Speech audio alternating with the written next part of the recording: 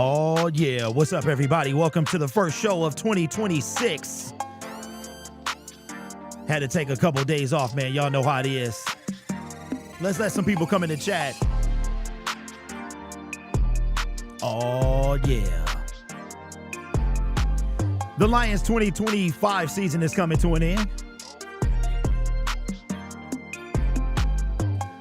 But that's all right, though, because we here and we about to get comfortable.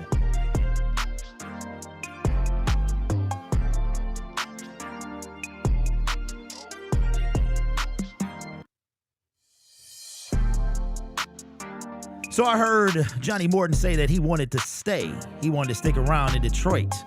And I don't know if that's going to happen, ladies and gentlemen, because we trying to get good. We not trying to just get good. What's up, everybody, man?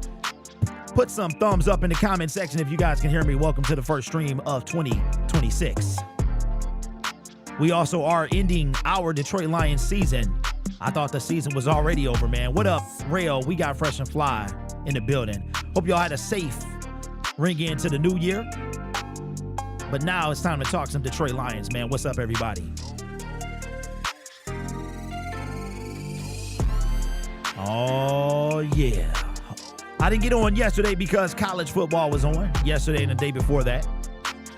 But we here now. College football is still on right now. Yeah. And ladies and gentlemen, buckle up because we about to get real comfortable coming up soon. Brad Holmes will be in front of the media in a few days, and you know, I'm ready. See, Brad Holmes said that we was good. Dan Campbell said we was good, so they both said we were good. Turns out we ain't that good after all, man. Even though the season is still getting on, do y'all even care? I forgot football was even happening. Panay Sewell probably won't play. Amon-Ra St. Brown wants to play. Lupe says, what's good? This sounds like Smooth Records late at night. Oh, yeah, that's kind of the point. But if you get the song reference, Dan Campbell said we good, and it's haunted the Detroit Lions for the last 4 months, man.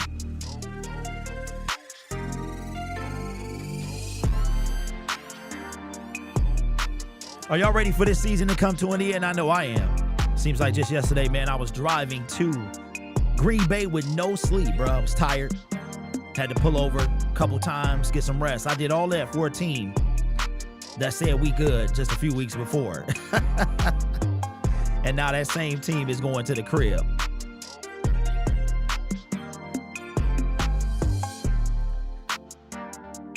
So where do we go from here, man? The Lions have a chance to be last place in the division. And I'm hearing that some people are rooting for a fourth place schedule. I think that's a loser mentality. Only losers lose. Let me know in the comment section when you play this back if you want the Detroit Lions with a fourth place schedule. I don't know why you would want that. To be the best, you got to beat the best, man. Lions couldn't do that this year. I still got some content to make on Lions Syndicate.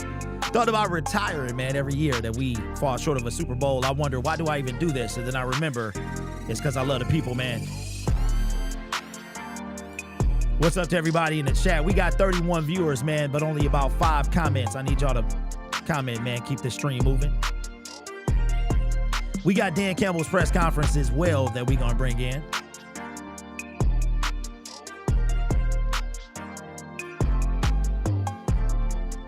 Oh, yeah. Lions Syndicate, baby.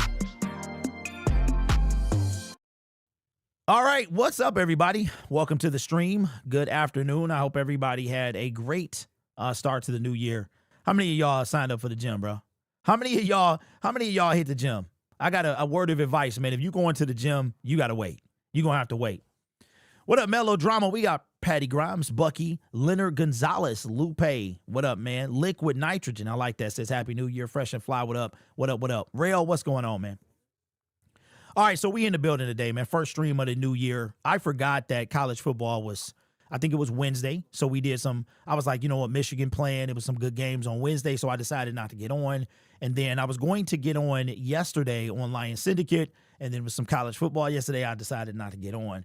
And here we are today with the first live stream. This is actually the first time I've been on camera in the new year. Like, real talk. The video I released yesterday or something like that was a segment from the day before. So I have not made a Lion Syndicate video or been over here in the new year. This is my first YouTube video of 2026, man. And to be honest with you guys, yesterday, what's up, Will? Yesterday, Patty says I bought the Lions whiskey and Lions vodka for Lions Super. How long do I need to wait? Every year, man. I was talking to my wife the other day, and I was like, yo, every year this gets harder and harder to do because it seems like, you know, you wonder how much does the team actually care? How much do they care to get better? How much do they really care to bring us a Super Bowl? And I think that you know what? I think we are going to see some changes this year. I really do believe that because I haven't listened to anything from the Detroit Lions all yesterday. All I did was watch football, college football all day. I watched Georgia Ole Miss in the craziest game I think I've seen in a long time. I watched Ohio State, Miami the day before that. So all I did yesterday was watch college football. There was 3 games yesterday, another 3 or 4 today, something like that. And I needed a break. And I thought about it, you know, every kind of, even though we don't play the game, it's like we need to mentally recharge. You know what I'm saying? Especially if your team falls short. And I was wondering, I was like, what would it be if the Lions won the Super Bowl? Like every year we make the same type of content, right? It's the same thing all the time. And I'm like, what would it be? How would it be if the Lions won a Super Bowl? What would the content look like? What would the fan base be like? How much of a spike would we see? Netflix reported that the Lions game against the Minnesota Vikings on Christmas Day was the highest rated, highest football game, highest viewed football game. It wasn't even close to the other ones. And I was just like, yo, like a Lions Super Bowl would feed families. It really would, man. So it just, sometimes I feel like the team doesn't give us what we give them. You know what I'm saying? Like we give them our everything, bro. And I think that the team has to know that. So I did hear, I didn't listen to Kelvin Shepherd. I didn't listen to Johnny Morton. I just heard, Twitter was crazy yesterday. It was crazy. So I've been tapping in. I was spending time with my family. And I've been tapping into, you know, Twitter every so often. And I see that Johnny Morton wants to stay, which I thought was hilarious. And I saw something from Calvin Shepherd. I guess Calvin Shepherd said apparently that he doesn't see much of a scheme change for next year. And I'm like, well, you ain't going to be here, bro. Like that has to fall on somebody, but we'll talk about all that today as well. Eric says, I like Trinidad Chambliss, and he's from Grand Rapids. I did see that yesterday. What up, Braylon? What's up, everybody who just got in here? What up, Murph? I didn't get to watch college football last night. Hey, Mr. Big, it was a great game, bro. I sit there and I watched that whole thing, bro. It was insane. That game was insane, bro. Complete insanity. Like, it was just crazy. So hopefully we get some good games today. I doubt it, but yeah, we'll see how that turns out. Let me see. What up? Irv says, what's up, Derek? I don't know how to handle another "we still good" statement coming in April. That will be a slap in the Lions' face. I agree. I can't wait for you to react to Brad's presser. Dom, you and me both. This team will have a worse record next year. Patty says, fire Shep. And Mon, what's up, Mon? What's good with you, bro? Hope you're doing well. You and the family. All right, so let's get into it, man. Let's get into the first segment, bro.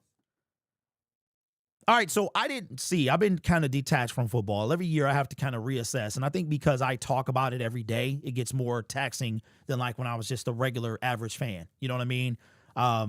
When the Lions don't make a Super Bowl or they don't make the playoffs, you know, when Matthew Stafford was here, we went before he left. And even after he left, the last time we went to the playoffs was 2016, and we didn't stand a chance against the Seattle Seahawks. It was a mollywhopping. I think it was 28-6 or something like that. I don't even think we scored a touchdown, or either we scored and went for a failed 2-point conversion. We were never in that game. We should have never been in the playoffs.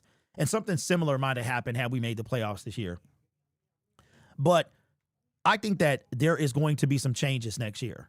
And I think we saw those changes beginning to happen heading into the 2025 season. It was the first year that Brad Holmes and Dan Campbell's draft picks became free agents. If Melifonwu went to a different team, that was the first year, right? So if you were not under a 5-year contract, then you became a free agent.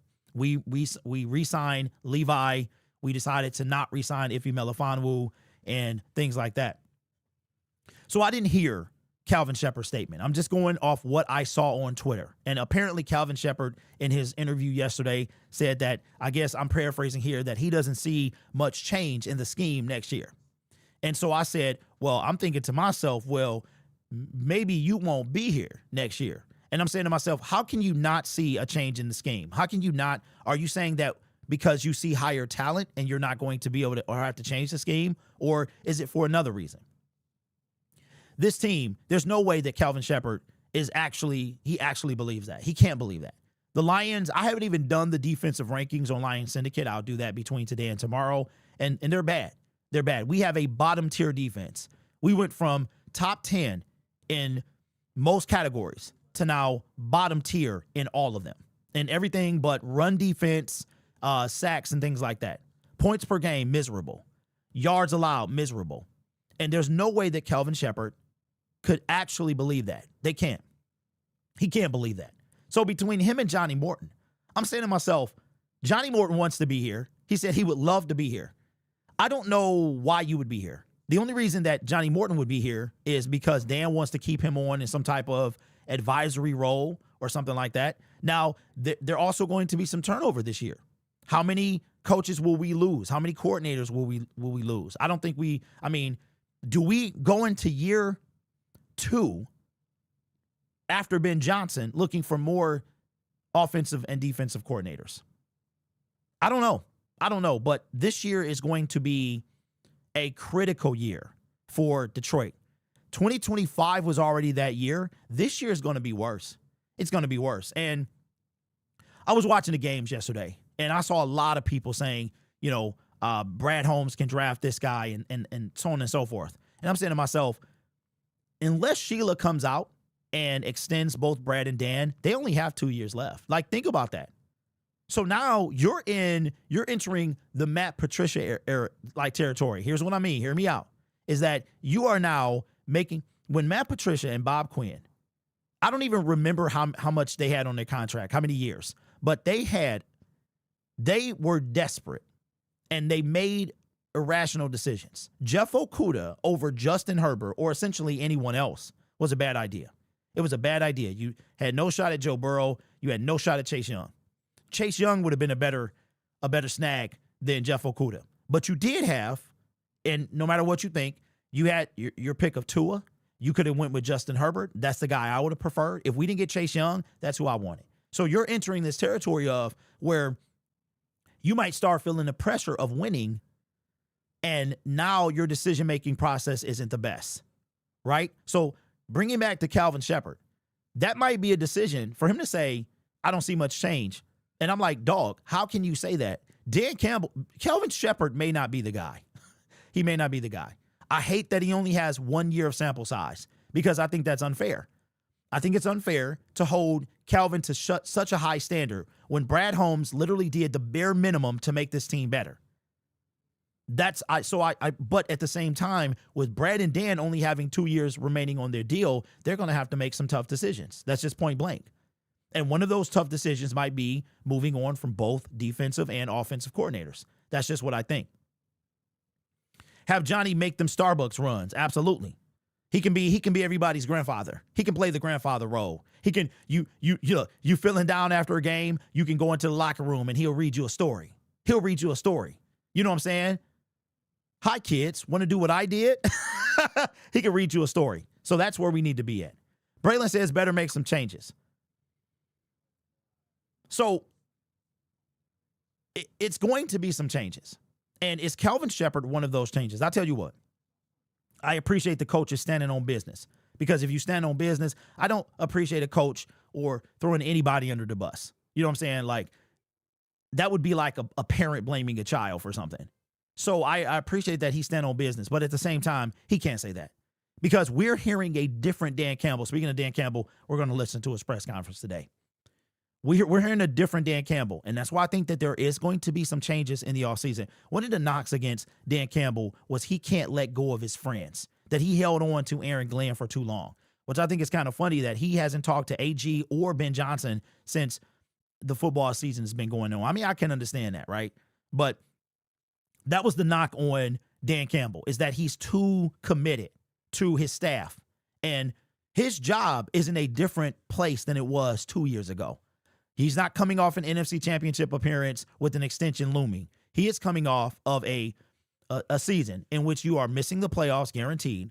You are a losing record is on the horizon, and last place in the division is on the horizon. And you are going to have to make some changes. So for the first time in a long time, we've heard Dan Campbell mention change. See, it before was we good. We got our guys, the core. And now he's mentioning change. He's mentioning talent. You know, like we have to improve. And one of those improving might be to move on from Kelvin Shepherd.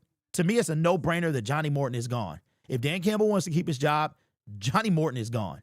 He will not be defensive or offensive coordinator. But Kelvin Shepherd, I like the guy, but he may not be the guy for us.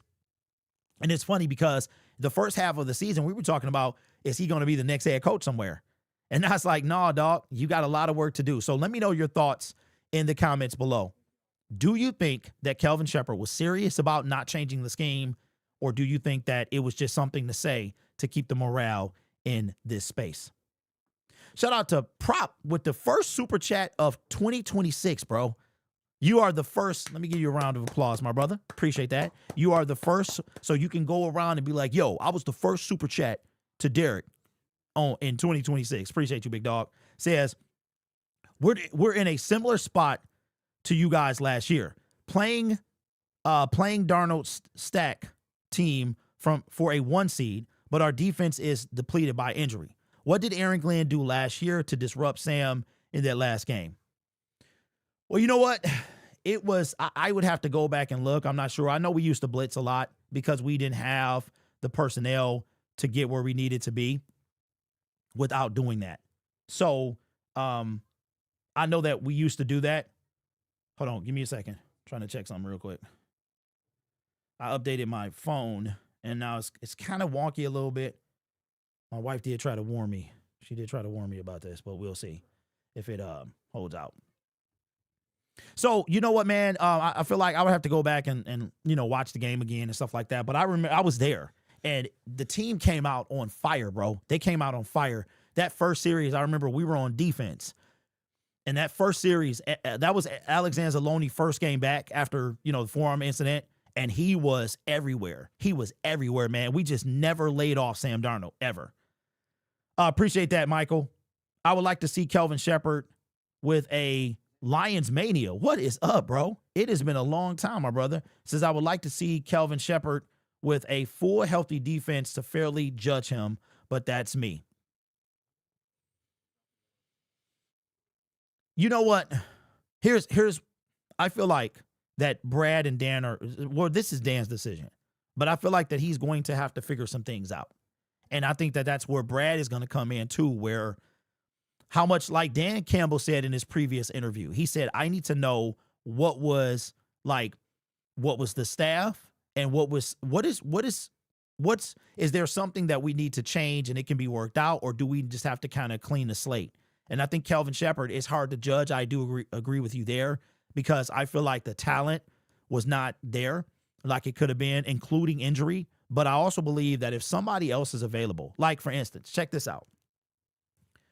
If Robert Saleh was available right now, which he's not, but what if he was? Would you take him over Shep? If Brian Flores was available right now, would you take him over Shep?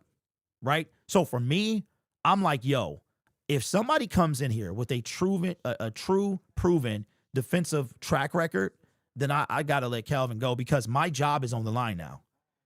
My job is, I would love to see, Kelvin Shepherd was the linebacker coach.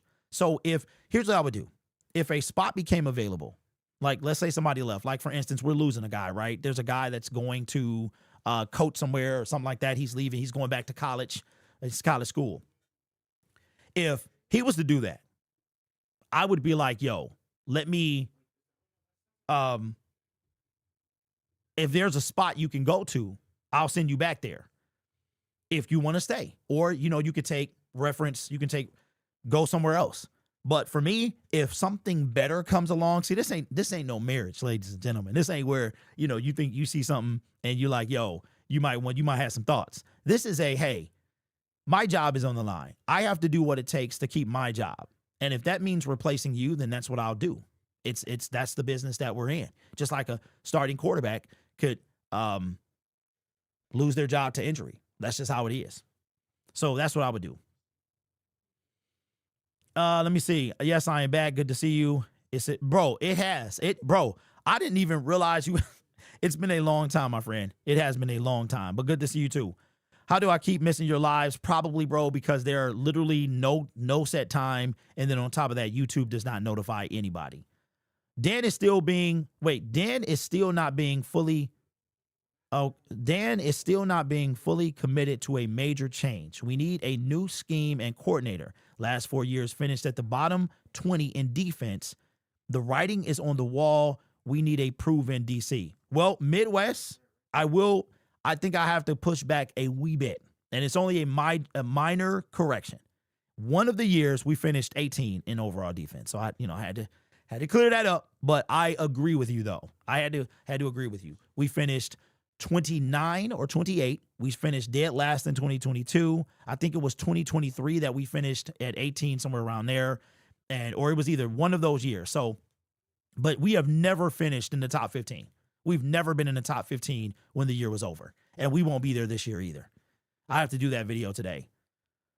Kamel says, I don't think our S&C team sucks. I think MCDC pushes his players too much at the beginning of the year and guys get injured. Our strength and conditioning team isn't the issue. Well, that's something that Dan is going to have to consider as well. We need Tyler Lindenbaum from the Ravens. I did see an article, I didn't read it though, from Detroit Sports Podcast, and they were saying that I guess he's going to be a free agent, but he would be very costly as well. And that's something that we're going to see. All right, so let's do this. So Brad Holmes and Dan Campbell going into year 6, missing the playoffs, potentially last in the NFC North for the first time since their first year, I believe. Yeah, because year 2, when we went 9-8, I think we were second or third, whatever it is. But since the rebuild year, the first year that they've been here, this is the Dan Campbell mentioned rock bottom in an interview yesterday, that this is comparative to where they've been. This is rock bottom. Think about that statement, ladies and gentlemen.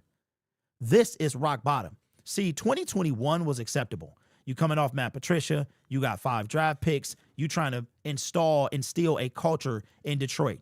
That wasn't rock bottom. That was a rebuild, the beginning of it. But when you're in year 5, you're not in year 5 of a rebuild. You're not even in year 1 of a retool. And you miss the playoffs. And you are flirting with last place in the division and a losing record. For the first time since that first year, you've got some decisions to make. And I think that we are going to see, this is the version of Brad and Dan that are going to either let us know that we're going to win a Super Bowl with this pair or we're not. Now, for me, I know a lot of y'all are on Dan Campbell. Y'all on Dan Campbell like you were on Josh Reynolds a couple years ago. I'm on Brad Holmes. That's just the bottom line.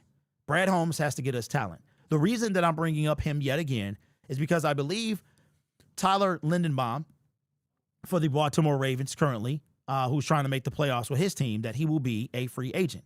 Now, he will be quite costly from what I understand. I'm going to pull up his market value, and I will see what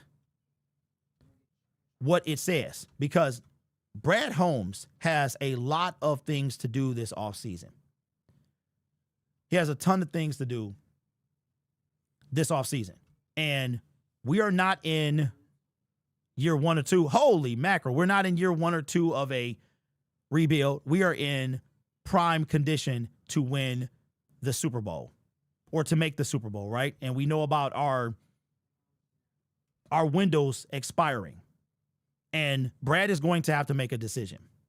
Big Black, I see you. I'll get there in a second. Appreciate you. So is Brad Holmes going to make the moves that need to be made?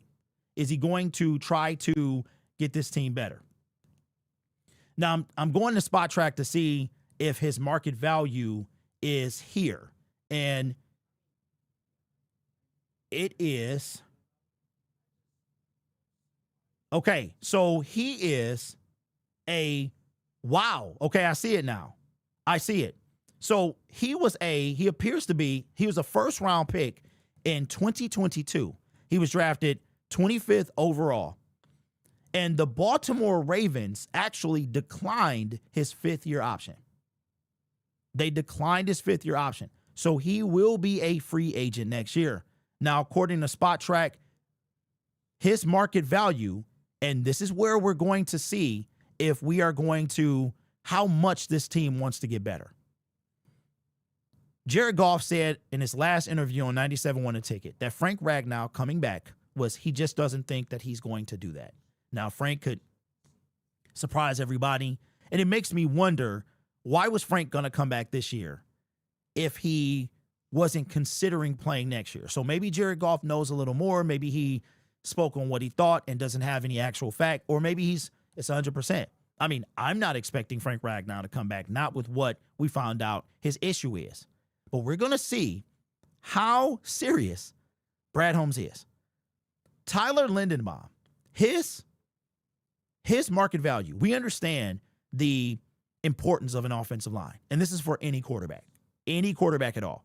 Jared Goff, Lamar Jackson, Patrick Mahomes. It doesn't matter who you are, you need an offensive line. We understand the value of ours. We don't know if Tate is going to be that guy. Maybe he plays guard. If Taylor Decker decides to come back, you keep, obviously, Penei Sewell. You keep him at right, Taylor at left. You bring back, you move Tate to guard. Graham is no longer here. You need a new center, right? Here is the market value for Lindenbaum. Brad Holmes is probably throwing up in his mouth right now. All right, you guys ready for this? $17 million a year, 4 years, $71 million. He will be the highest paid center in the National Football League, which is kind of ironic for him to have a market value like this, and the Baltimore Ravens declined his fifth-year option. And I am still rocking the Lion Syndicate over there. That's crazy. I don't think I've ever noticed that I didn't change it. That's crazy. It's always been like that. Wow. Okay. So that would put him in the same category as these individuals here. He would become, if he gets a contract like this, he would become the highest paid center in the National Football League. How serious is your general manager about this offensive line? Now, we are already in a tight space next year when it comes to cap. According to Spot Track, we're under $20 million in available cap space before restructures. Now, we're all expecting Jared Goff to potentially restructure. If Taylor Decker is cut or retires, that will save us some money as well. So his decision to stay or go is going to create a ripple effect for the Detroit Lions. They could take that money from Taylor Decker, finesse it a little bit, and give it to Tyler. If you're Detroit, what do you do here? And I see all the super chats. I promise I will get to them. What do you do here? You will see how important free agency and winning is to Brad and Dan Campbell. And we talked about this before. I think that there's going to be a shakeup this year. They cannot keep doing the same thing they've been doing. What they did was build the core. They built the foundation. But I have been saying this since year 3. The core was already built. The foundation was built. It is time to build upon that foundation. It's time to get some different decor in the house. It's time to spruce it up a little bit, right? It's time for a remodel. In this case, a retool. So, what do you guys think? Do you think that Brad Holmes will be able to do this? Who's the top center right now? The top center right now appears to be Creed Humphrey. And he is making $18 million a year. Creed Humphrey, who plays for the Kansas City Chiefs. He is the top paid center in the National Football League, if I'm reading this right. He got a 4-year, $72 million deal, $18 million average salary. 35 was guaranteed at signing. The total guarantee was 50. So out of the 72, 35 was guaranteed at signing, 50 is guaranteed overall. He will be a free agent after the 22. So the Kansas City Chiefs have a potential out from him after next season. So he might be somebody the Lions could consider as well. But again, This is, a year from now. Again, these guys are now, their job is on the line.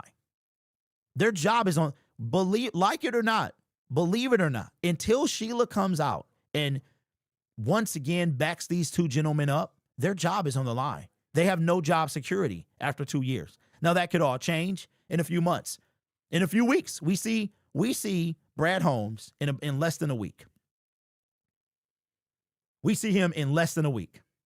So it is very likely that Sheila could come out and again reaffirm that she believes in these two gentlemen enough to give them a contract extension. If you're Detroit, if you're Sheila, what would you do? We had this discussion before.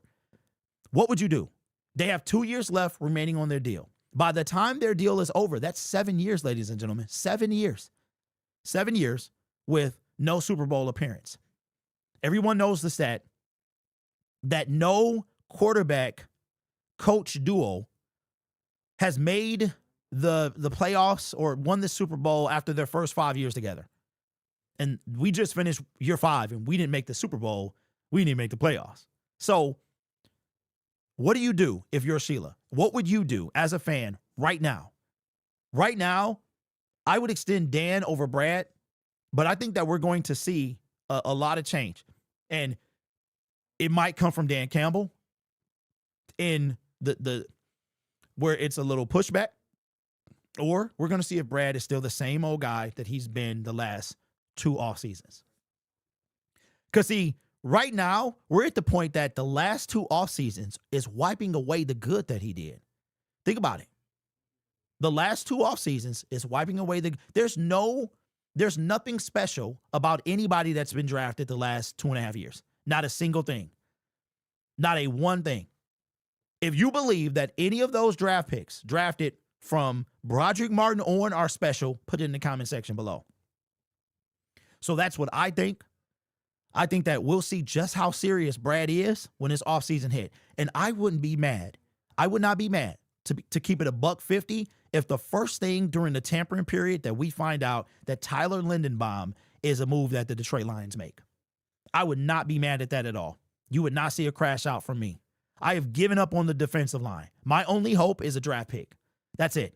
There was a lot of people that played for Miami. I could see us getting. A lot of people playing in these college playoffs. I could see us getting. But if Brad's first order of business was a center to help our quarterback win and our running backs thrive, then that's something that I would take in a second. Let me know what you think in the comments below. Holy smokes. Okay, let me read. Since your super chat will be up there a while, let me go back and I will read Will's super chat. Thank you guys so much, man. First super chats of the year. Will says, hey, Derek, do you think the Lions should go after an edge in free agency, or should we draft an edge in the first round? That is a great question, Will. I might make that into a video because that is something that we can definitely talk about. Big Black Coffee, appreciate the donation, my man. 50 says, with Kelvin Shepard comments yesterday and Dan Campbell still saying we're close to looking like we're close, it's looking like the delusion and arrogance from this regime isn't changing anytime soon. That is something too. Wow. That is a bar, bro. That's a bar. Okay, so Big, did he say that in today's press conference? Because I haven't listened to it yet. We're going to listen to it today. But did he say that in today's press conference? That's what I need to know.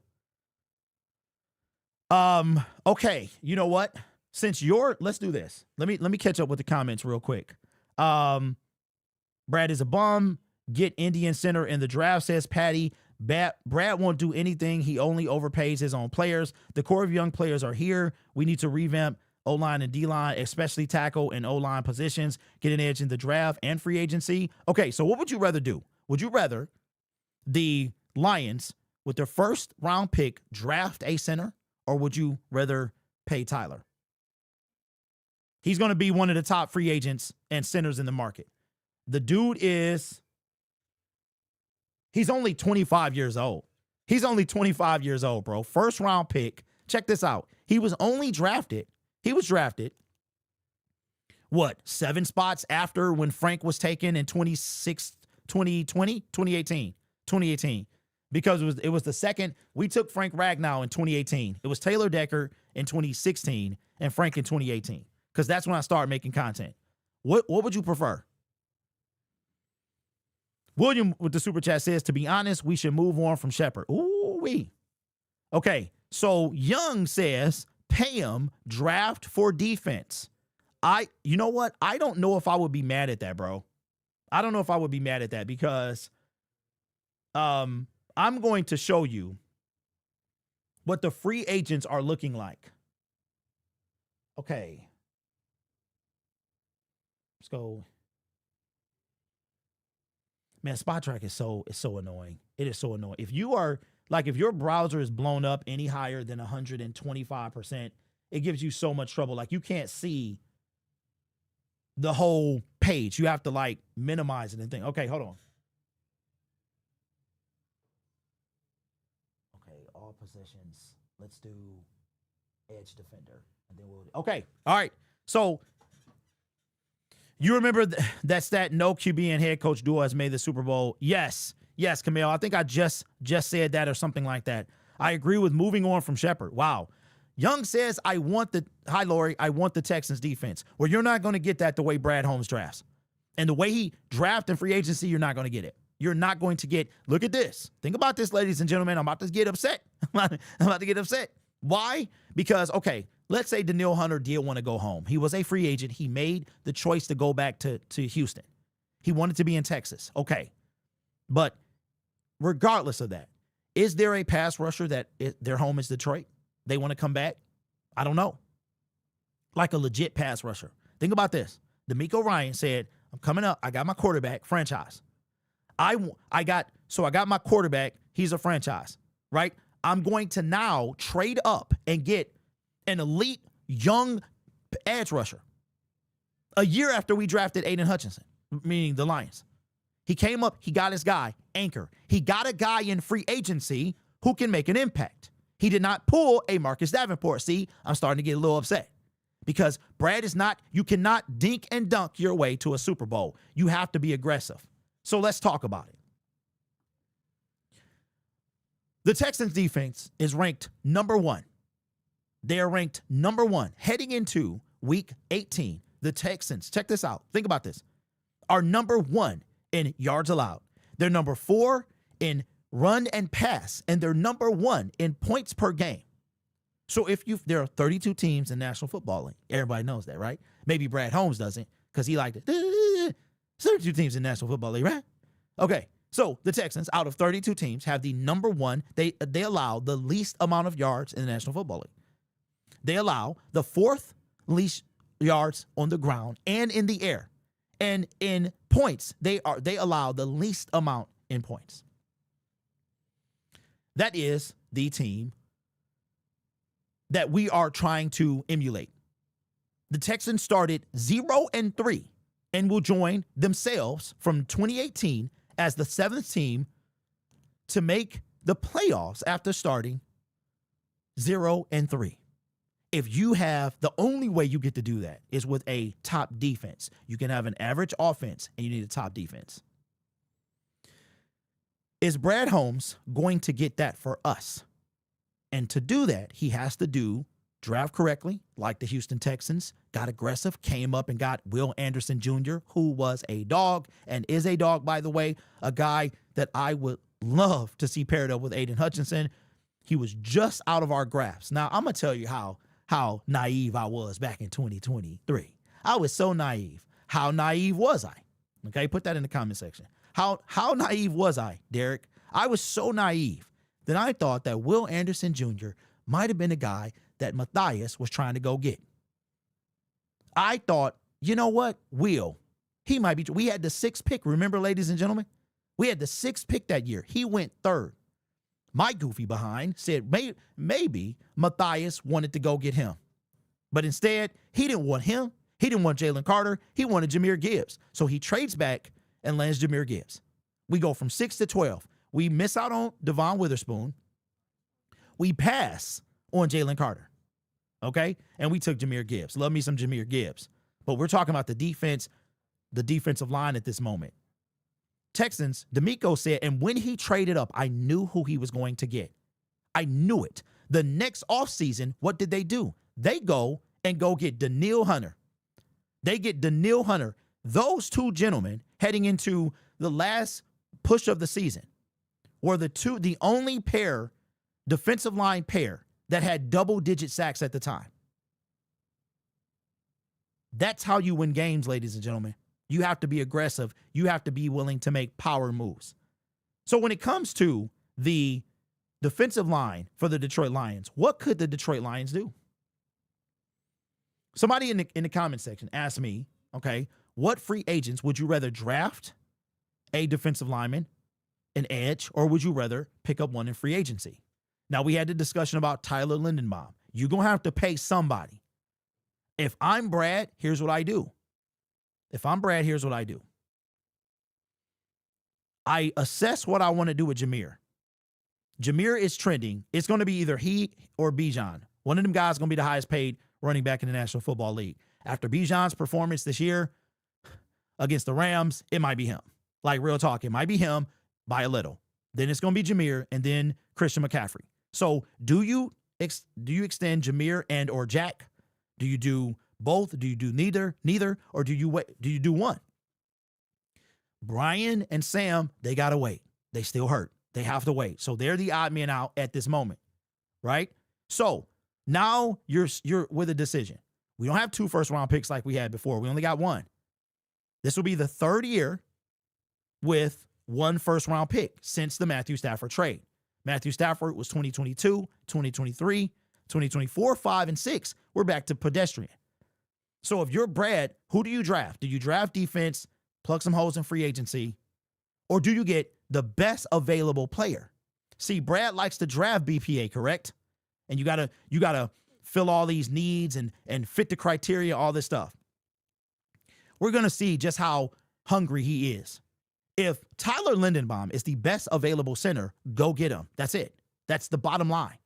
If he's the best available center in free agency, you go get him. Because somewhere you got to get the best available, right? So either you're going to do it in the draft regardless, so do it in free agency as well. If there's not a center that's the best available that you don't think is better than Tyler, then you go and you get Tyler. That's just how that's going to be, okay? So here are a list of edge defenders, and I believe linebacker is in here as well, but for the sake of this segment, we will look at edge defenders.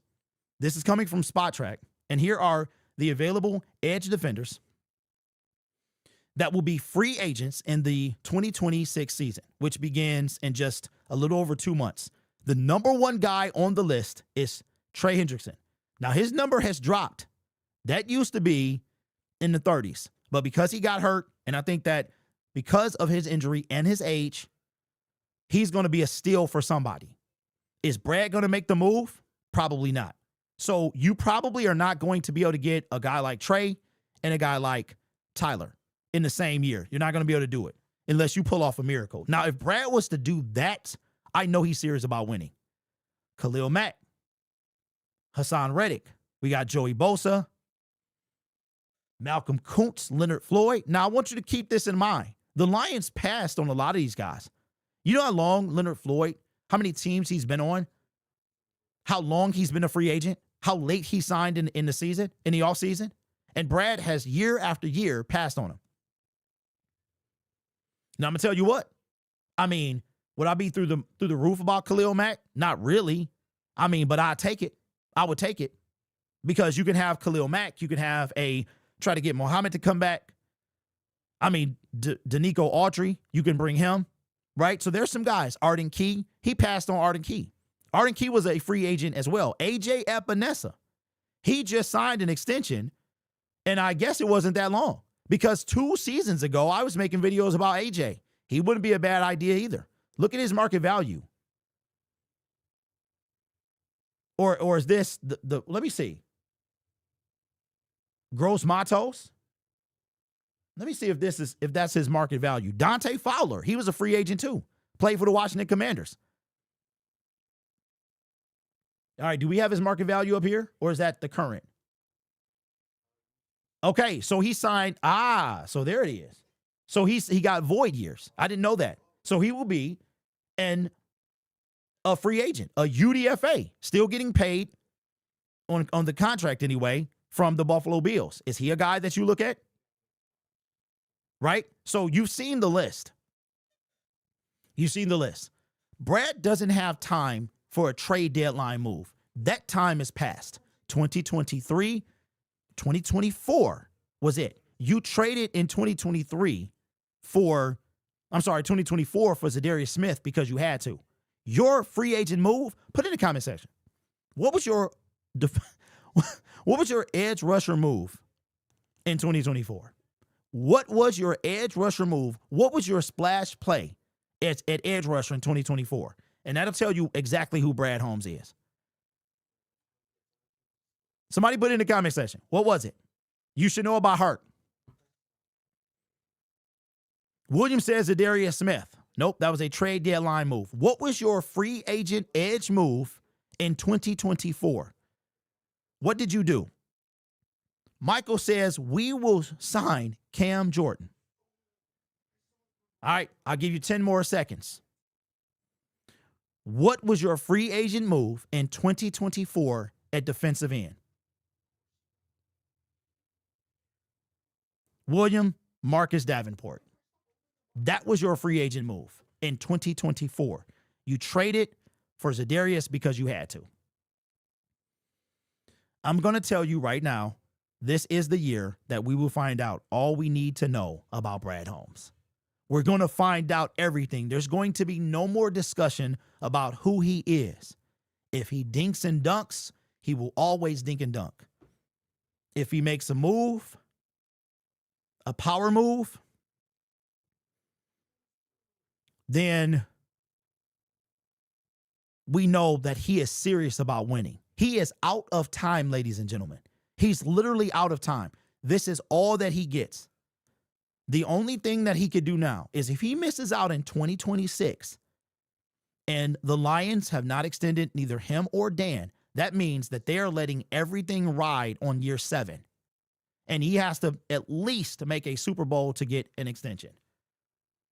So, what would you rather do? Would you rather the Lions draft a edge rusher or get one in free agency? The ideal scenario for me would be, and this is when that $1 billion comes in, would be if we could snag a Tyler, if we could snag a Trey or a Khalil, and we could draft some depth as well. I mean, listen to this. The Chargers value Khalil Mack so much that they kept him. They kept him. And they have their defense is very high as well. They are great against the pass.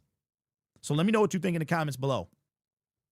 If Brad doesn't add quality to this team, quality talent, we will not go anywhere. That is a fact. Let me know what you think. Injury report is out. Thank you, nephew. I appreciate it.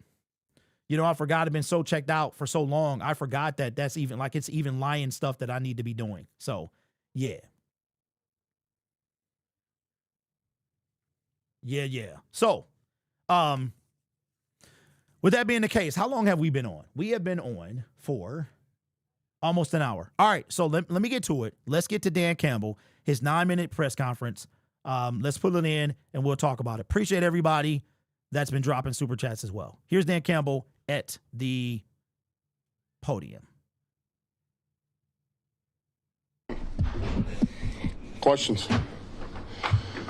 Have you made a decision on what you're doing with Manu here for the last game? I don't see playing him this last one. Was he close, I guess? Oh, yeah, I'd say, yeah, he was better, you know, just trying to get his legs back under him. Was there any value in getting him for these last 3 or 4 weeks in practice to I guess, catapult him into 2026? Well, it's certainly not going to hurt, you know. You get football reps, and so those have been good for him. I mean, he looks a lot better than he did, 3 weeks ago when he started, so that's a good thing, you know. He gets some individual work, some technique work, teamwork against our defense, so that always helps. St. Brown. He's trending the right way right now. We'll see. You know, he's going to try to go out there a little bit today and run around, and we'll see.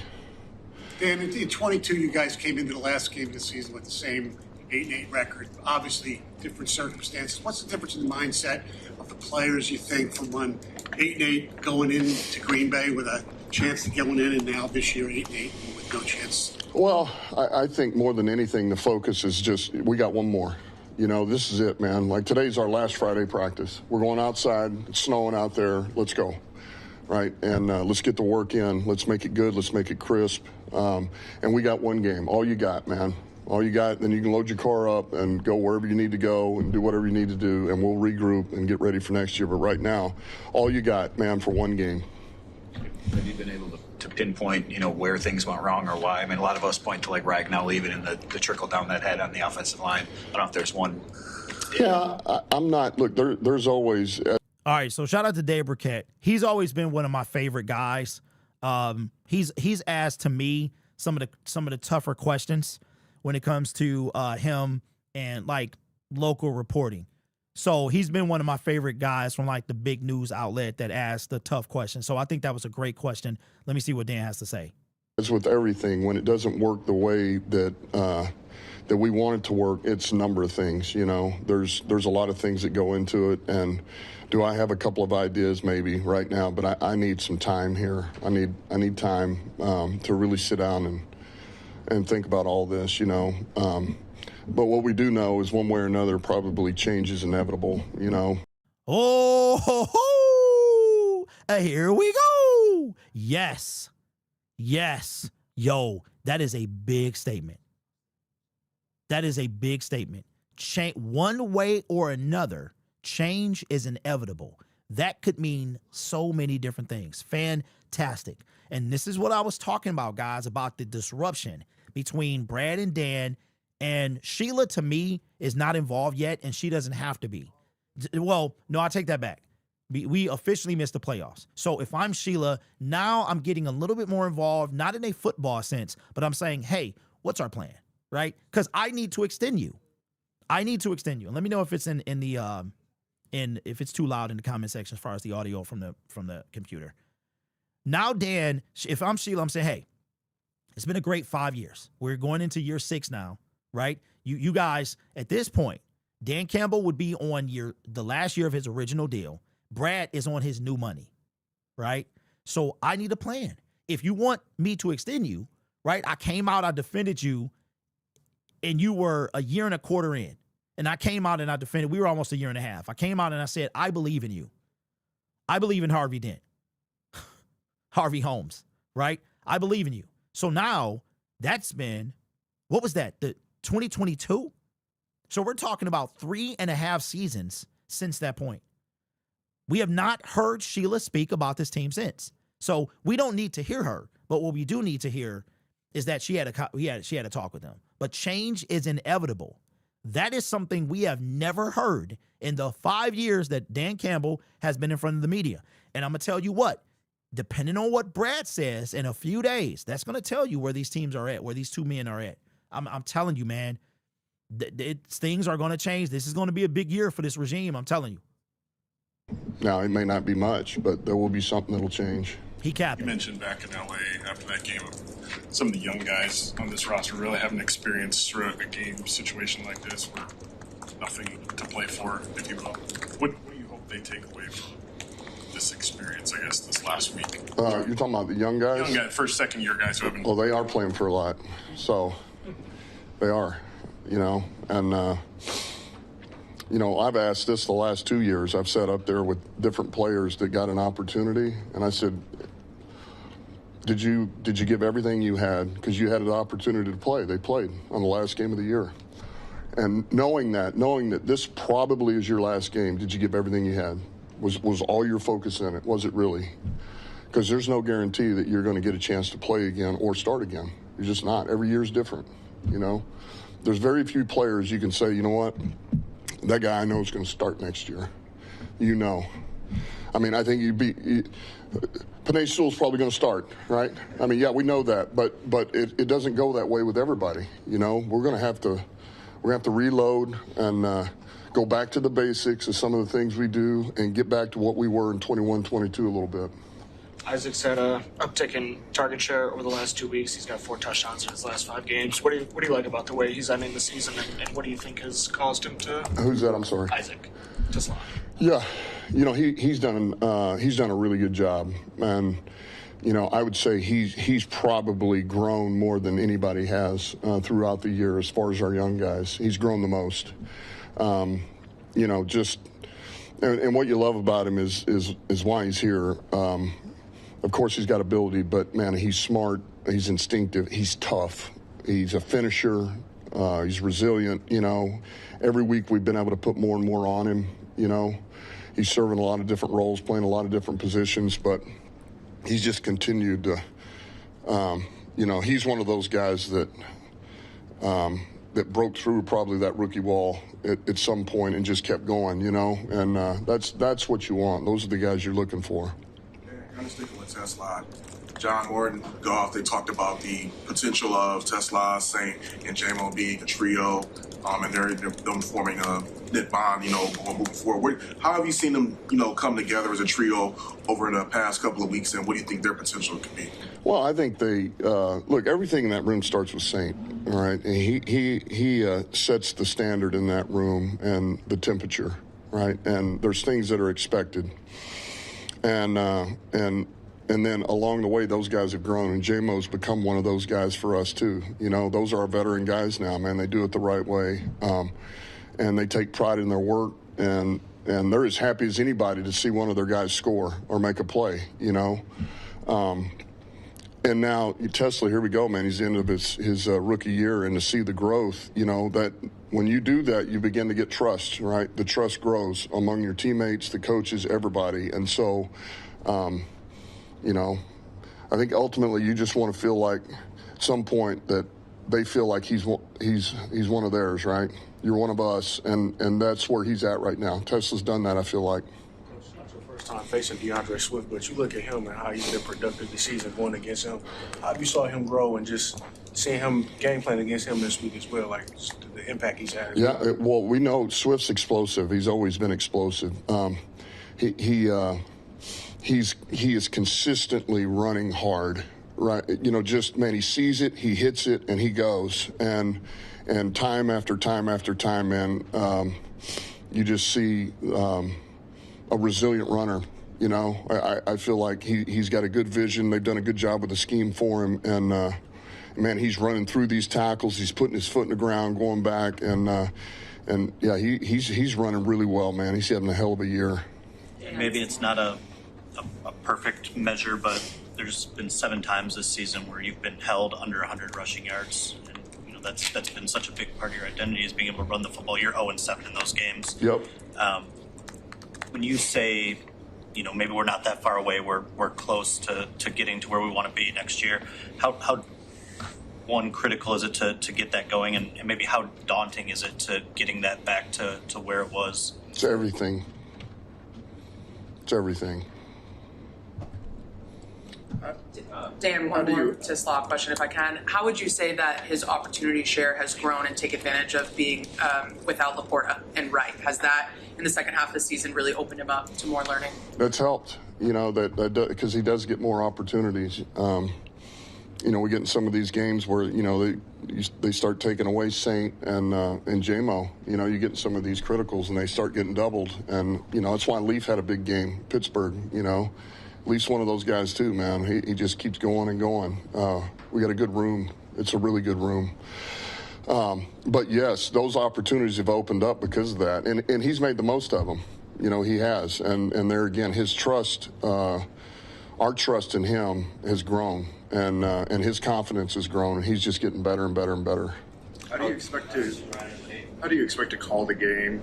And how much has your perspective changed since maybe the end of 2021 as a play caller versus now with the offense having grown and evolved since then? Well, are you saying how do I expect to call the game? Yeah. This game? Yeah, this kind of game, yeah. I'm going to call it to win.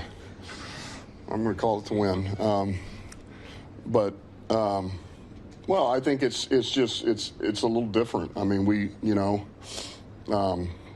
got some really good skill players, and trying to get those guys the ball, and finding ways to create ops for those, I think, is the biggest thing. That's where it starts right now.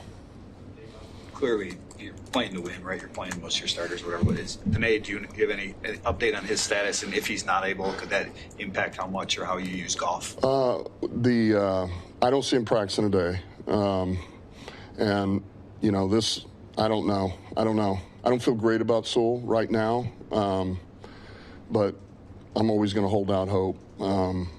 But as far as, you know, does it affect you not having? Yeah, it does. I mean, he's a phenomenal player. You know, he's a phenomenal football player. Yet, you know, we got guys that are going to step in and do a good job for us, man. They got a job to do. They'll have a role, and we expect them to hold up their end of the bargain. Wouldn't cause you to sit golf, though. I mean, not having it. No. Nope. Thanks, Dan. All right, ladies and gentlemen, so you heard it there, man. Golf does not intend to sit. Dan does not intend to not play him. And you know what, man? I am okay with this. I'm okay with this. I really am. If Golf gets hurt, like, you don't want anybody to get hurt, but you see quarterbacks around the league and they have quote unquote meaningless games and nothing to play for. Yet the quarterback, I think it would be if we were going to the playoffs, let's say we were like the Packers and we're locked into the 7th seed, there's no reason to play them. So we can get the Kyle Allen show and stuff like that. So I'm okay with this. I'm kind of mad because I missed the last 2 days, but I wanted to make a starter segment, and I wanted to talk about Malik Willis as well. I want to talk about both them guys. I don't know. Maybe we'll have, you know what? We'll talk about Malik on Monday, because the starters are going to play. What's today? Friday. All right, so let's have one more segment then. So we just got finished listening to Dan Campbell's press conference, and he mentioned Panay Sewell and that he did not see him going on Sunday. Now, that's one of a handful of starters that may not play. I know Amon-Ra St. Brown wants to play. There's no guarantee that he's going to play, but he wants to play. Jared Goff wants to play. Dan Campbell wants him to play. So you started the question, in a game that we could call meaningless or something like that, is it something that the Detroit Lions should consider doing, is sitting their starters? Sean McVay has done that forever. Sean McVay will sit starters. He will not play his starters during the preseason. And he will also pull them out. A couple years ago, I think the last 2 years, the Rams they could have got different position, and they set them. Now, like, I don't even know if the Rams can change their position on Sunday and get a higher seed. Right now, I think they're the 6th seed. They played, if they would have won against the Atlanta Falcons, then they could have been a higher seed, and they could have gone and potentially gone into, as the 5th seed, going to face whoever the winner between the Carolina Panthers and the Tampa Bay Buccaneers. And we would all assume that the Rams are going to win that game. So I don't know if they're going to play this last game. However, the Lions, the question of should the Lions sit their starters is a thing. And I think that it's a win. It's like a sticky place to be in. If Jared Goff or another major starter gets hurt, then what are you going to do? What are you going to say? Right? And that would apply to any team. Joe Burrow, Patrick Mahomes. Patrick Mahomes is the perfect example. It's like the perfect, it wasn't, I don't think the game was out of hand, but it was almost over. It was like this close to being over, and he got hurt. An additional, I don't know, like minus 30 seconds, he might not have been hurt, right? So I'm saying to myself, if you're the Detroit Lions, what do you do here? Do you play your starters or do you not? So put it in the comment section. What would you like the Lions to do? Would you like them to play their starters, or would you like them to sit them? Okay. I think as a coach, as a player, nobody wants to sit. Nobody wants to quit on their team. This is a injury sport. It's just like, to me, very comparable. Maybe not as much weight because it's so much more on the line. But I don't see anybody for the Detroit Lions sitting. I'm going to tell you why. The Detroit Lions are all about, they're all about like grit and things like that. Now, we've been making fun of grit lately because grit ain't enough, okay? But grit was the foundation of this team. And there's a couple things that stood out to me that the Lions, I think that what they look for when they're drafting a player. One of the things that they look for is, to me, if you play during your bowl game. They look for that, in my opinion. You have two examples of guys that we drafted the same year. Number one is Aiden Hutchinson. Took him second overall. That year, he was in a bowl game. I think they were going against Cincinnati that year. It could have been Cincinnati, TCU, one of the two. And Aiden played that game. He risked injury. He made it through the game unscathed. That same exact weekend, if I'm not mistaken, Jamison Williams also plays in his bowl game, gets hurt. Draft stock dropped. Jamison Williams would have been top 5, top 10 for sure. He probably opened the path for somebody else to get in, to be taken to top 5. And who knows where Jamison would have gone he probably would have gone in the top 20. But because of his injury, he fell down. He lost himself some money. But Jamison Williams, Aiden Hutchinson decided to play in the last game of their college career. And it's not the first time we've seen somebody get hurt. It's won't be the last time that we see someone get hurt playing in their bowl game. So for me, I just don't see the team sitting. I don't see guys sitting unless it is a coach's decision. If you are battling injury and it would, like Coach said, if it would make things worse, then if you dealing with bumps and bruises, aches and pains, something like that, then you can play. If you could re-aggravate an injury, make it worse or something like that, then of course sit at that point. But if you don't want to play or because you might get hurt, we can't be like that. This entire game is like that. It literally could happen every week.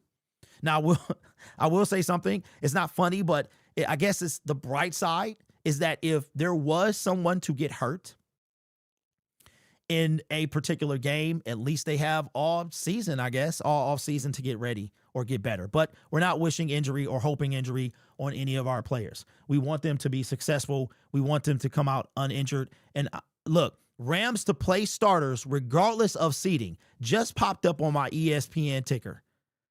The Rams, now that is unlike Sean McVay. I'm very kind of curious to that. So they are still playing for something, apparently, and they're going to play their starters. So I guess I thought a little or spoke a little too soon because they are going to play their starters, it appears. So what would you say? To me, I'm fine with this. If you are healthy enough to play and you won't be you can't re-injure something, or maybe you should probably be sitting anyway, but you decide you decide that you are going to go forth, I'm okay with that.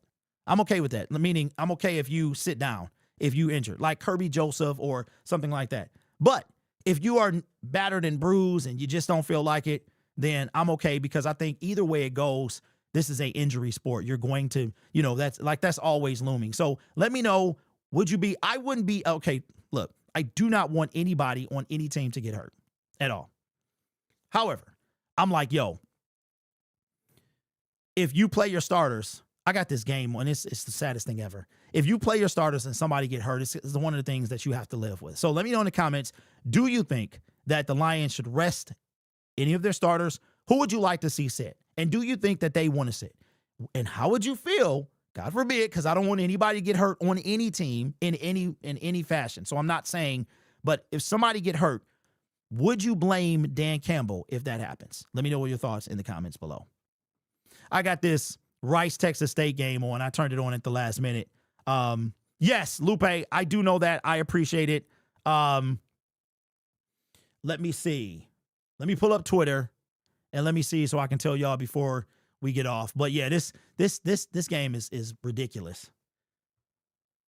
Okay.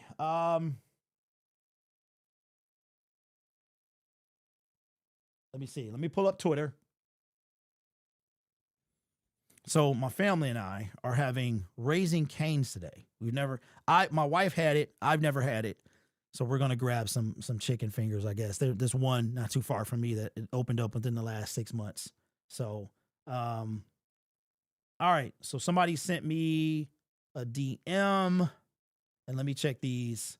Dog, what is up with these? Can anybody tell me about these bots, bro? These bots are ridiculous. The bots are insane, man. I mean, you got people you follow, right? They follow you, and then you follow them just out of courtesy, and then here comes the bot. Shout out to Rufus. What's up, big dog? Says, this game has no meaning to the casual fan, but I can see why the organization is taking a different approach. I'll support the team. I'll support them regardless. 100%, Rufus. That's 100%, because I think it says a lot more if you decide to approach it like sitting your starters. And again, if somebody's hurt, where Penei Sewell could worsen an injury or something like that. But if you are scared to risk injury, that's every game. That's every single game. It could happen. Look at Micah Parsons, man. Look at Patrick Mahomes. You know what I'm saying? And the Chiefs, I think they got eliminated. Were the Chiefs already eliminated, or did they get eliminated with that game or the week after that? So I agree 100%. Shout out to, we got another super chat as well. Big Black with the $10 says, so no Penei, an injured Decker, and injured Glasgow, and a bad left guard, and Dan still playing golf. Well, again, that's a decision that both him and Goff have to live with. But here it is that Matthew Stafford is playing, right, Big? He playing. We just broke the news that McVay's going to play the starters regardless of seeding. And do you think that's cap, or do you think he's trying to get that higher seed? I think it's cap, because he never plays his guys. Never. So I think it's cap, to be honest with you. That the cap is regardless of seeding. They're trying to win this game. They want to win this game because they got a chance to be the 5th seed to play. I think they have a chance to be the 5th seed and to go play Carolina, who beat them in Carolina. So that would be something. That would be like the highlight of the week for me. So, all right, here is the injury report. Let me bring it in, and then we will wrap up the show. I appreciate y'all.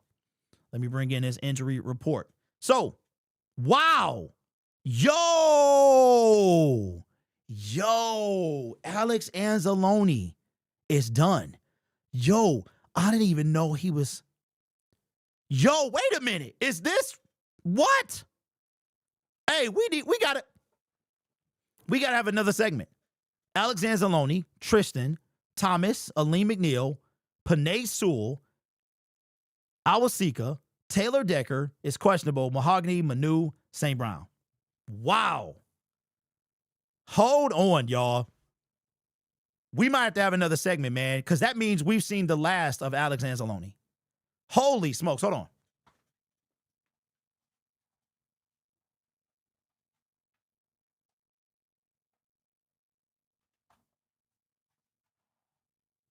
All right, I had to cut the TV off because it was distracting. It was distracting me. All right. So let's make one more segment, yo. This is crazy. Ladies and gentlemen, we may have just seen the last of Alex Anzalone as a Detroit Lion. Got the injury report and just looked at it. Top of the list, Alex Anzalone is out. But here's what's kind of concussion personal. Concussion/personal. I don't know if I've ever seen that or if concussion/personal. So Alex Anzalone is out. He expressed dismay in the offseason. He wanted a new contract, and yes, he did hold out. He was holding out 100%. The Lions gave him $1.2 million that go on to next year's. It's voided for next year, meaning he got paid, but it's voided for 2026. So it'll go as far as contract on our books, but he may not be a Detroit Lion. So the question that I have is, has Alex Anzalone played his last game in Detroit? Well, was the Minnesota Viking game the last game for Alex Anzalone? I think it has been. And I want to say to Alex Anzalone, who will never watch this video, that I appreciate what he was able to help the team do. Alex Anzalone was one of the guys that was kind of, in my opinion, he was not necessarily a throwaway guy, but he had some history with Dan Campbell, and I believe Dan was there when he was drafted in New Orleans. So Dan knew exactly what he was getting. I'm sure he said, Brad, this guy can help build our culture, what we're trying to do. And Alex did just that. looked real rough at first and then kind of came into his own. But with the emergence of Jack Campbell and with the contract dispute for last season, and he wants to stay, I believe, but at the same time, anything less than what he's looking for, he will not come back. Because when you feel disrespected, you're not going to return. That's it. That's it. So if you disrespect me, right, you did it once. I'm not going to let you do it again. So if he was okay with the 1.2 and they offer him something else, because Alex Anzalone was holding out. Don't get it twisted. Because he didn't play until he got paid. And I don't blame him. He was on the last year of his deal. I think he was looking for a longer deal. But Brad will have a tendency to use you up. He does. He will use you up. And then, but the crazy part is he'll go get bums from other teams, but he'll use up. So has Alex Anzalone played his last game in Detroit? I'm going to say yes, because Brad is not going to want to pay him whatever he's looking for. I don't know what his market value is. Do I have a spot track still open? I sure do. I still have it open, so we will look and see exactly what Alex Anzalone, what his market value is. We'll look at his contract and see what the Detroit Lions would be looking at if they were to keep him on the team. But what do you guys think? Do you think that Alex is done in Detroit? Because I think he is. He is. I like Anzalone, but time to move on, says Braylon. He helped, and we paid him for his help. Thanks. Now who's next? Kelly says he probably was cleared for concussion and is choosing not to play the last game because he's so done with the Lions. And we just talked about that. We just talked about if Alex chose not to play, then he don't belong here anyway. He don't belong here anyway. That's just the facts. All right. So here is Alex Anzalone's market value. You tell me what you think. Would you keep him? Do you think this would suffice? The market value for Alex Anzalone is a 2-year, $7.5 million deal. That is more money than I believe he's been paid as a Detroit Lion per year. Because remember, Brad liked to do stuff in like little dink and dunks. So in 2021, his first year as a Detroit Lion, he signs a 1-year deal. I know you guys can't see it, but if I blow it up, it's going to disappear, for $2.5 million. No, I'm sorry. 1 year, March 24th. So free agency, he signed with the Detroit Lions for $1.75, because that's what Brad used to do. He used to give you 1-year deals. You can see right here, the next year, they signed a contract extension for $2.5. It wasn't until 2023, which was a year later, and 2 years of consistency from Alex Anzalone, that the Lions gave him a 3-year, $18 million deal. So he has not been, I don't think he's been paid 6 or 7 per year, because this averages to be what? About 6 per year. All right. And then that was the last thing he got. And then on somewhere in, I don't know why it's not added here, but somewhere before the season began, he got the 1.2, probably because it's over here. It's over here. It's up here somewhere that we're not going to be able to see, because it's actually gone. You can't even see it. So Alex Anzalone, 2-year, would you do it? Would you do it if that was the case? Would you sign Alex Anzalone? Would you sign him to a 2-year, $7.5 million deal? Lions Mania says, no, I want to move on. What is the consensus in the comment section? Kelly says, I like Alex, but sometimes he can be slow Zalone. Younger, faster, stronger. Let's go Lions. I wouldn't sign. Okay. No, I want to move on. I want some new, fresh faces. $5.5 million to stay. That's not expensive at all. Not too much money. Okay. So, to the people in the comment section who watch this on playback, Anzalone's market value is 2 years, $7.5 million. That's his market value. I think he can get that somewhere. I think he can use his resume. Now, he's had a down year this year, but I think he can use his resume and get it from somewhere else. Alex Anzalone is 31. He will be 32 years old at the start of the new season. But then you got guys like Bobby Wagner. Speaking of Bobby Wagner, let me see something because I've been leaning over because I can't see. If I don't blow this up, there's a glare right on my screen. So comparable players would be like Jerome Baker, things like that. So does Alex Anzalone return to Detroit? I say no. I think that's one of the first videos I'm going to make on Lion Syndicate is that he signed somewhere else. I don't know where. I do think somebody will pay him that or more for his type of linebacker. I think his time in Detroit is officially over. But let me know what you think in the comment section below. Do you think Alex Anzalone is going to stay or go? Would you pay him 7.5? Or would you decide to move on? That is you. Or what would you pay him? How many years? And what would you pay him? Would you lower it? Would you say, hey, Alex, I'll give you such and such for 1 year? Or I personally believe that Anzalone is looking at that kind of career-ending contract. He'll be 32 years old. He's in, no doubt, the twilight. But you got guys, like I said, like Bobby Wagner playing at high levels. So I think he's still got some juice, but this could be his last run. So let me know what you think in the comments below. But if this is Alex's last hurrah, then appreciate you, Alex Anzalone, man. Thank you for helping build the culture in Detroit.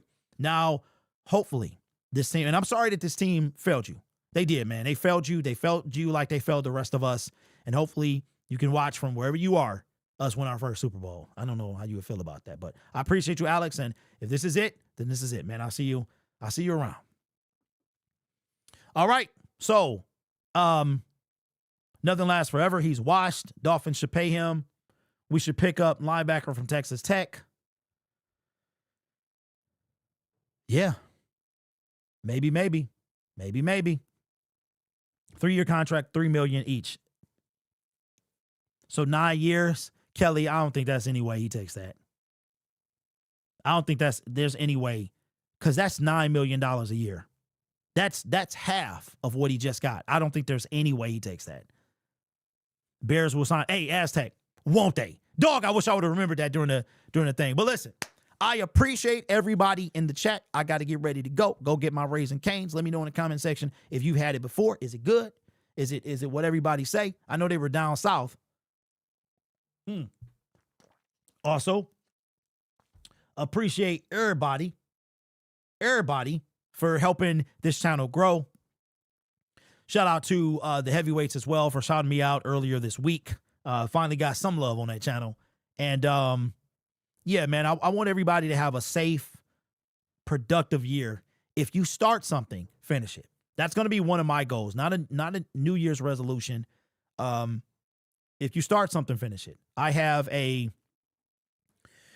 going to do a cleanse after the football season is over, and I'm waiting because I want to drink. You can't drink while on the cleanse, so you can't eat any cooked food, anything that's heated, you can't eat. It has to be raw and all of that stuff. So a lot of almonds, a lot of smoothies, a lot of stuff like that.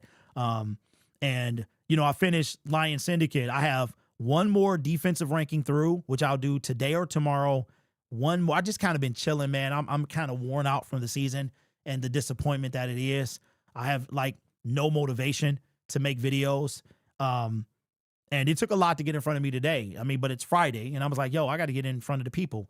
And, I want to get back on the cleanse and stuff like that. And so if you start something, man, just try to finish it. That's my thing. So whatever I start, to finish. If I commit to something, even if it's like, okay, I'm going to do this for a month, that's my kind of goal. I'll be 47 this year. So it's like, I don't got a lot of time. You know what I'm saying? I'm even thinking about like a new business venture that just kind of popped in my head that I may or may not bring you guys in on later. Has nothing to do with YouTube, by the way. So just something that I've been thinking about. Sometimes that happens. You think about like new things that you can get into. This is about legacy and family, because YouTube, I mean, as fun as it is and great as it is, I'm gonna get too old for this after a while. And my son isn't into football. I can't pass this down to the family, but I would love to do something like that. So with that being the case, the holiday season is officially over and we are in the new year. And I know a lot of people have dealt with a lot going on these past couple of months leading up to Christmas and the new year. and there were some people that were no longer with us. But the people that still are, if you are suffering from any type of suicidal thoughts, please reach out to 988. You can call or text and try to get the assistance that you need, because this is something, you only get one life.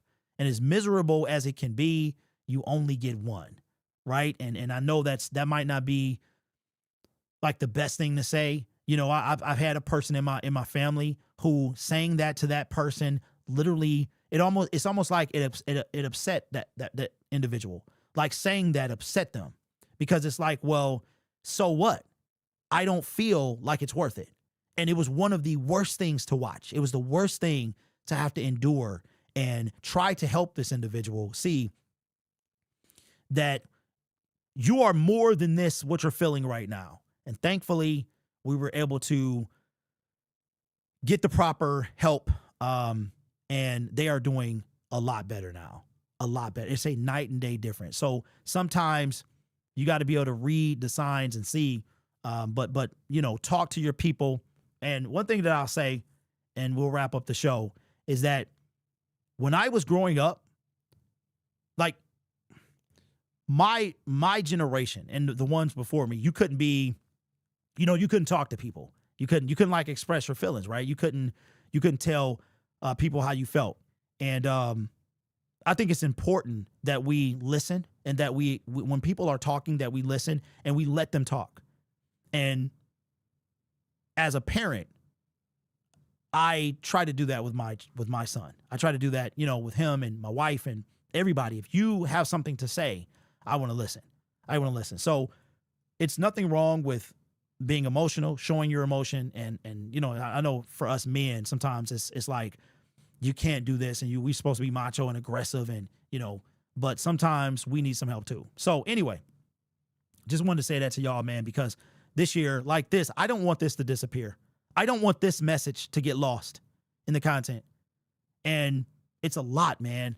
I don't want this message to be lost. If somebody came and they said, Derek, I watched your video, and you know what? I thought about it. I reached out to my family. That would be probably one of the best things that I've ever experienced in my life. Just say something. Say one extra thing. So I'm going to try to make this a regular thing. I don't want it to get lost in all the emotion, the complications. And, you know, this stuff comes and goes. You know what I'm saying? It's been 25. We're going on year what? The 25th anniversary of 9/11. You know what I'm saying? Like, and we still see the trickle down effects from that. The airport is there. Everything is different, but it's been a quarter century this September since 9/11, and it's not forgotten. It literally will never be forgotten, man. But, you know, I don't want me to get back to normal and then forget to bring this in. So I'm not trying to get, you know, somber or emotional.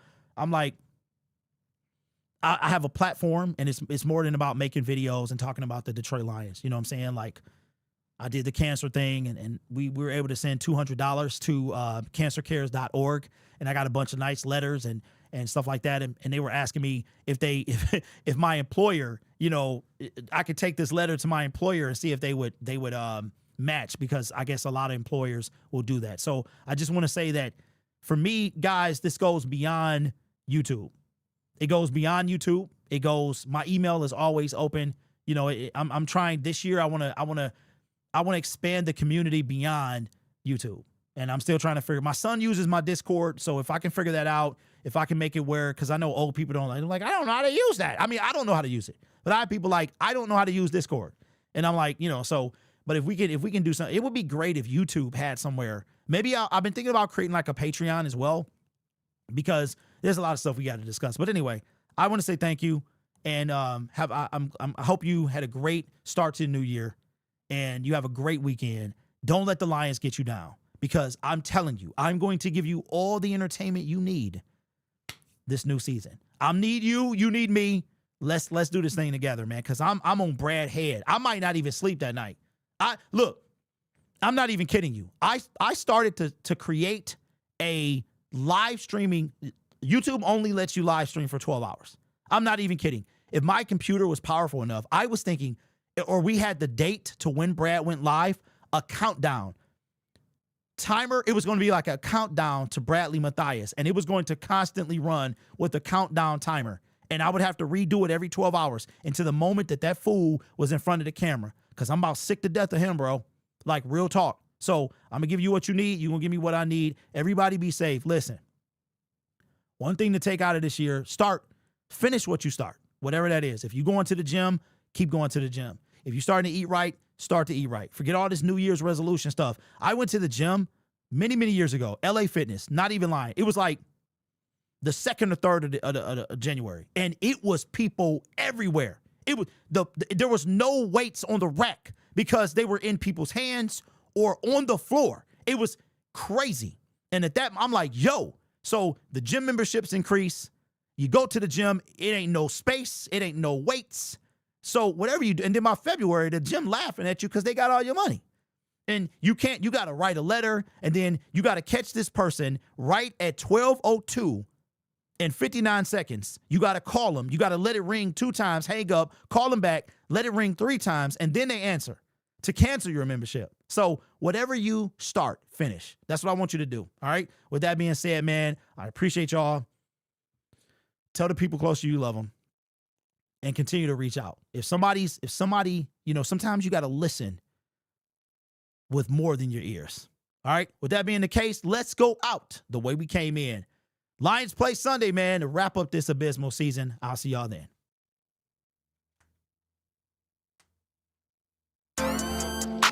Oh, yeah. What's up, ladies and gentlemen?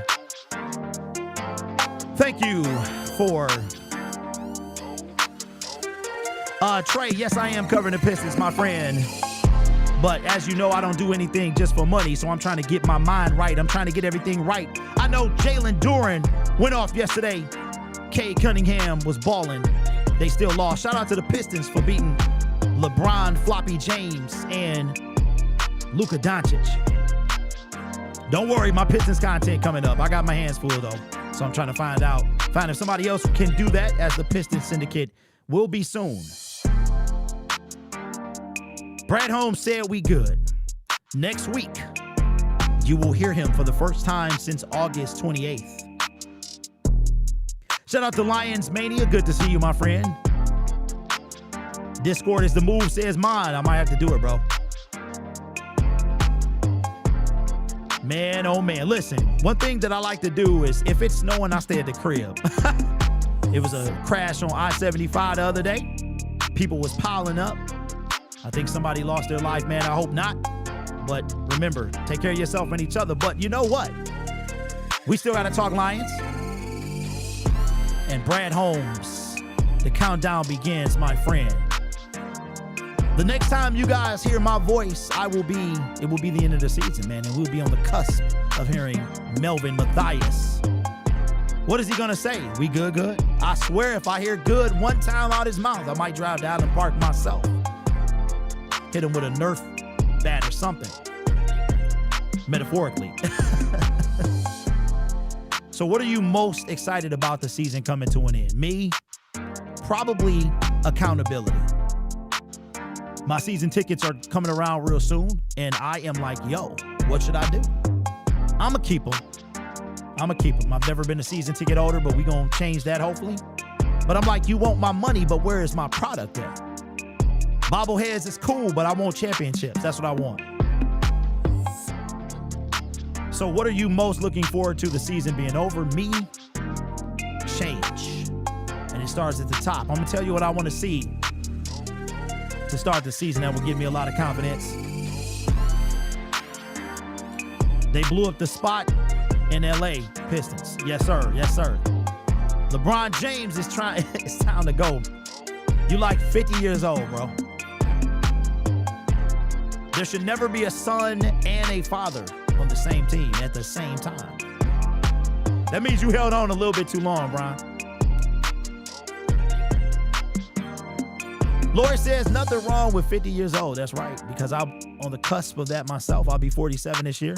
Still look good if I say so myself. Trying to get a skin routine down so I can look like Samuel L. Jackson in about 30 years. But what I'm most excited for this offseason, man, is accountability. I want to see if the Lions are serious about winning or they're not. And my main focus is Brad Holmes. We've heard Dan Campbell. We've heard He said inevitable change is coming. And this is the first time that I've heard that from him. I cannot wait to hear from Melvin Mathias, man. And that'll be sometime next week. So with that being said, man, everybody have a great weekend. Don't party too hard if you're still celebrating. Be safe if you go out, because these roads might be good, but the question, are they good? That's the question. I'm going on vacation like the Lions are on February. Yeah, me too, bro. Taking some time off, but I appreciate you, everybody, for rocking with Syndicate Sports Detroit, man. I will see you guys next week. Go Lions, and let's go out on top, man.